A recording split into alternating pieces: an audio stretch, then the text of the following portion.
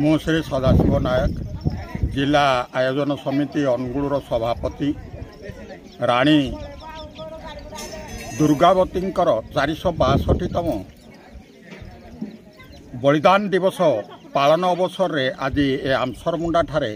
आमे समस्त 16टी पुंजर सभापति एवं महासचिव माने उपस्थित होइथिलु। ता सहित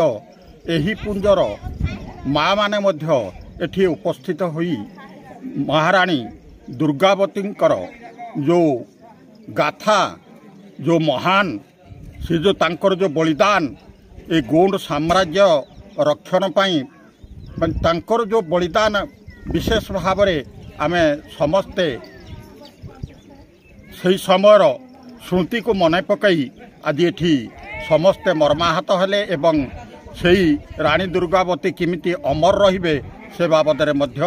समस्ते स्लोगान देई तांकर अमर आत्मा प्रति सद्गति कामना हो यह कही आज कार्यक्रम को समाप्त।